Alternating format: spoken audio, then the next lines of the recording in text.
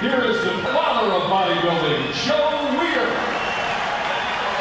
I first met Joe Weider when I was 18 years old, I believe it was. And by then, I'd already had 1 year bodybuilding under my belt. I got started when I was 17 years old. I decided to become a bodybuilder after I hurt my knee playing football. And in the off season, I rehabbed my knee and I wound up on a bodybuilding stage in 5 months' time. Got second place. A week later, I won a competition and I took some pictures with Joe Valdez, looked at them, and I kind of started to believe that this is something I can do. I wound up meeting Chris Dickerson, and he saw me compete in that show, hand wrote me a letter, and when I got the letter from Mr. Olympia, I jumped at the opportunity to get in my car and drive 45 minutes to Gold's Gym and train with Chris Dickerson. And later I would find myself posing for Chris Dickerson because posing was what people were talking about after I got third place in that LA Championships. And of course, John Brown was a masterful poser who helped guide me along those routes. And Chris Dickerson told me, I reminded him of a little version of him, and that I needed to go in all in on this and see how far I could take it. And he thought I could be teenage national champion. So I started. I became ambitiously pursuing the goal to become a teenage national champion. And along the way, Chris referred me to a photographer named John Balick. I photographed with John Balick, and somehow or another they wound up getting over to Joe Weider somehow. And I became the talk of the office over in Weiderland, and they were interested in trying to do something with some teenage bodybuilders. And time had passed. By the time I got to Weider offices, I had already gone back to the Teenage Nationals, and I actually won it. And I came down to do a cover shot, and I walked into Joe Weider's office, and I was blown away. I mean, he had these pictures, artifacts throughout the office, things that I'd seen in the magazine, and here I was standing in front of what's the godfather of bodybuilding, the guy that found Arnold Schwarzenegger, the guy that found Chris Dickerson, the publisher of Muscle and Fitness and Flex magazines. And he said, "Shawn, I'd like to put you on the cover of a magazine." And when you talk about Joe Weider, you can't help but use the same Joe Weider voice because you'll never hear it again. There's only one person that sounds uniquely like Joe Weider. There's about 30 different principles that form the basis of the Weider system and the basis for your success in bodybuilding. But I'm there, I'm 19 years old, I'm talking with Bill Reynolds, I'm meeting Ricky Wayne, and I'm meeting all these names that I see in the magazines, and I do a photo shoot for Joe, and I get on an airplane, I fly to Australia, and I win the IFBB Junior World Championships in December of '86. And I come back home from school, I go to the grocery store, and there I am on the cover of Flex magazine. One chance meeting with Joe Weider in 1985, '86. And I would wind up working for Joe Weider for 17 years. Because it was after '86, putting me on the cover of Flex magazine, that I started receiving a lot of fan mail. I started receiving endorsements. I won the national championships in 1987, and I signed a 1-year contract with Joe. It would be for $1,000. I would move to Marina Del Rey. My apartment was $870. My car note was $289, and I had to find a way to live. And Joe would give me some advice that I still adhere to today. I won't give you money, but I'll show you how to make it.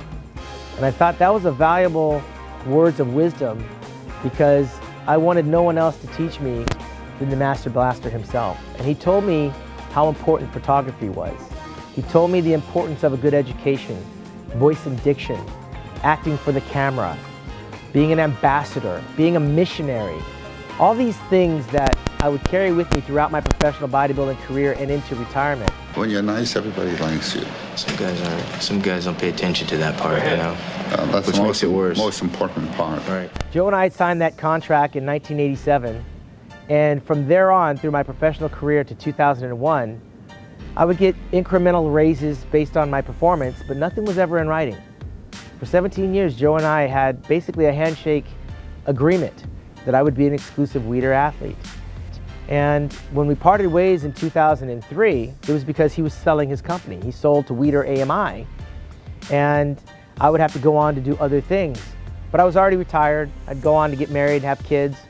But during my time with Joe Weider, I would visit him at his home. I would visit him at his office. I would watch him work, and every chance I would get, I would try to meet him for lunch. because there was nothing more important to me than to learn the business of bodybuilding. And in learning the business of bodybuilding, Joe would put me on the cover of his magazine before my career was over, more than Arnold Schwarzenegger. Joe would put me on the cover of Muscle and Fitness, which was a huge accomplishment because at the time, I had only known Robby Robinson to have been on the cover as the lone black bodybuilder.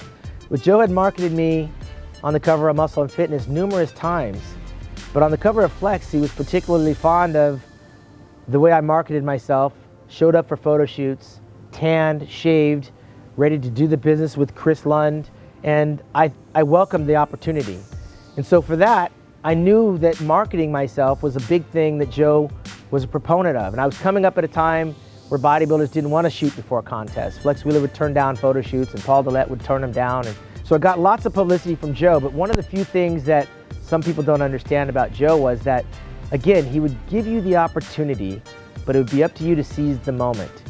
He started this Weider series and he asked me if I would like to be on his television show, the Flex Magazine Workout, which was an extension of his magazine. I jumped at the chance. And we brought on the who's who of bodybuilding. I trained with Flex and Lee Priest and Vince Taylor, and they all came through and showed us the examples of the Weider training principles through the Flex Magazine Workout. That was Joe Weider's brainchild. Joe Weider gave me, an upcoming bodybuilder, an opportunity to just be more than a bodybuilder. I would win shows, I would compete, but more importantly, I would call Joe and ask him, is there anything I can do? How can I make myself better as a bodybuilder? How can I market myself? Why? Because I'd watched him do it with Arnold Schwarzenegger. I'd seen him do it with Frank Zane. I watched him help numerous bodybuilders, including Lee Haney when he brought him and his wife out to live and train in California. So I took full advantage of Joe Weider being a 45-minute drive away. And by the time it was all over, and I told Joe, you know, Joe, I want to retire, I want to get married, I want to have kids, he encouraged me to do that. I remember Lee Haney saying, Joe, what can I do? And Joe said, do you have a woman? And he said, yes. He says, do you love her? He said, yes. He says, well, you need to marry her, hold on to her, and build a life with her. And that was Lee Haney's story about Joe Weider, marrying his elementary sweetheart, having 2 kids, becoming 8-time Mr. Olympia, and Joe Weider helping him along the way, giving him and her jobs and opportunity. Joe Weider did the same for me and my family. I did my whole bodybuilding career single, but while I was doing it, Joe was mentoring me. Even when he wasn't talking to me by observation, Joe Weider was a mentor to me. But it was many things to many different people. And to pay homage to Joe, my first Mr. Olympia was in 1988. I was on the stage. And I've never missed a Mr. Olympia championship yet. And we're going on our 53rd Mr. Olympia championships in 2018. So I continue to pay respect to Joe Weider by supporting what he created, by being the ambassador that he asked me to be, by being the missionary that he's asked me to be, because what he said about changing the world through health and fitness resonates today. Creating the opportunities for the Arnold Classic champions and Arnold Schwarzenegger, it's a global enterprise. It's a billion-dollar industry that came from Joe Weider and his brother Ben. And for that, I pay homage to Joe Weider for paving the trail, to leaving the footprints, and to giving me an opportunity to become who I became through the industry of bodybuilding, health, and fitness. For Generation Iron, I'm Shawn Ray. It's pretty hard to believe that I accomplished all that, but whatever I did from my heart. Because my mother always said,